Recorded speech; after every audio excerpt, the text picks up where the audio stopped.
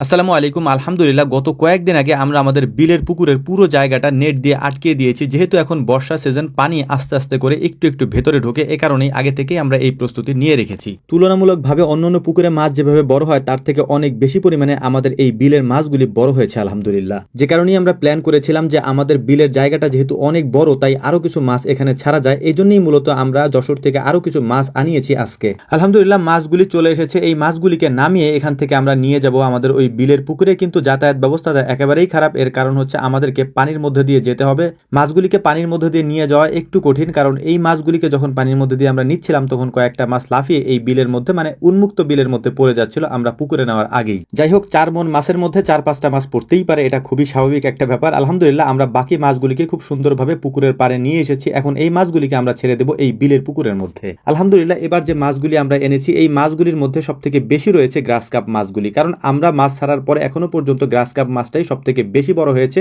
যেহেতু গ্রাস কাপ মাছগুলি ঘাস, লতাপাতা এগুলি খেয়ে বড় হয়, এ কারণে এই মাছগুলি দ্রুত বড় হয়ে গিয়েছে। এই জন্যই মূলত আমরা আরো কিছু গ্রাস কাপ আজকে নিয়ে এসে এখানে ছেড়ে দিচ্ছি আলহামদুলিল্লাহ। এই পুকুরে যখন আমরা প্রথম মাছ ছেড়েছিলাম তার আগে এই পুকুর পরিষ্কার করার সময় আমরা এখান থেকে সমস্ত কচুরিপানাগুলি উঠিয়ে ফেলেছিলাম এবং পুরো জায়গাটাকে পরিষ্কার করে ফেলেছিলাম। কিন্তু দেখতে দেখতে এই কচুরিপানা এক সাইড দিয়ে আবারও ভরে গিয়েছে, সেটাই আমরা পরিষ্কার করে মাছগুলিকে ছাড়ার চেষ্টা করছিলাম। কিন্তু এখানে যদি আমরা এই ছোট মাছগুলি ছাড়ি তাহলে ওরা এখান থেকে ফুট দিতে পারে না। এই কারণে আমরা ওই সাইডে গিয়ে পরিষ্কার পানিতে মাছগুলিকে ছাড়ার চেষ্টা করছিলাম। এটা যদিও বিল, কিন্তু এটা উন্মুক্ত জলাশয় না, অর্থাৎ এখানে বাহির থেকে পানি অথবা বাহির থেকে কোনো খাবার প্রবেশ করার কোনো সুযোগ নেই। এখানে পর্যাপ্ত পরিমাণে খাবার রয়েছে, যে কারণে আমাদের গ্রাস কাপ মাছ এবং অন্যান্য মাছগুলি বেশ বড় হয়ে গিয়েছে। এই জায়গাটাতে প্রচুর পরিমাণে প্রাকৃতিক খাবার রয়েছে, যে কারণে আমাদের খাবার পরিমাণও অনেক বেশি দিতে হয় না। অল্প পরিমাণে খাবার এই মাছগুলি অনেক বড় হচ্ছে আলহামদুলিল্লাহ। তারপরেও খাবারের সাথে মাঝে মাঝে আমরা জিঙ্ক এবং ভিটামিনটা দেওয়ার চেষ্টা করি, যাতে করে মাছের গ্রোথটা ভালো থাকে। তো যে মাছগুলি যশোর থেকে আনা হয়েছিল সেই মাছগুলিকে আমরা পুকুরে ছেড়ে দিয়েছি। ছেড়ে দেওয়ার পরে এখন আমরা খাবার তৈরি করে বেশ কিছু খাবার এখানে দিয়ে দিচ্ছিলাম এই পুকুরের মধ্যে।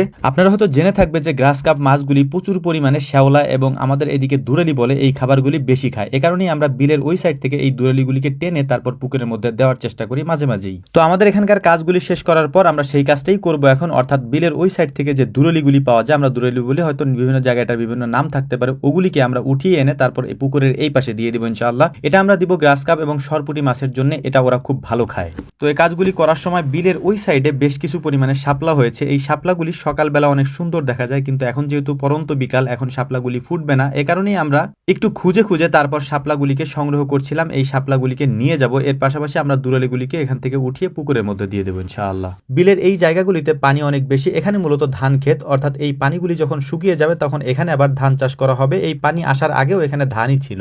একটা বিষয় আপনাদেরকে বলে দেই, সেটা হচ্ছে অনেকেই আমাদের সাথে যোগাযোগ করার জন্য 9টা থেকে 10টা এই 1 ঘন্টায় কল দিয়ে আমাদেরকে পান না। এক্ষেত্রে আপনাদের কাছে একটা পরামর্শ দিয়ে রাখবো, সেটা হচ্ছে আমাদের গুগল ম্যাপে গেলে বিসমিল্লাহ করে লিখে সার্চ দিলে ওখানে আমাদের একটা ফোন নাম্বার আছে। শুধুমাত্র যারা ঘি এবং অন্যান্য কিছু অর্ডার করতে চান তারা ওই নাম্বারে কল দিয়ে সেটা অর্ডার করতে পারবেন। এর পাশাপাশি যারা আমাদের কাছে পরামর্শ নিতে চান বা আমাদের কাছে কিছু জানতে চান, গরুর খামার, ছাগলের খামার, হাঁসের খামার, মুরগির খামার বা যত ধরনের খামার আছে এই সব সম্পর্কে, তারা আমাদেরকে রাত 9টা থেকে 10টা আমাদেরকে কল দিয়ে আমার সাথে কথা বলে আপনারা পরামর্শগুলি নিতে পারবেন ইনশাআল্লাহ। তো আমাদের জন্য দোয়া করবেন। আসসালামু আলাইকুম ওয়া রাহমাতুল্লাহ।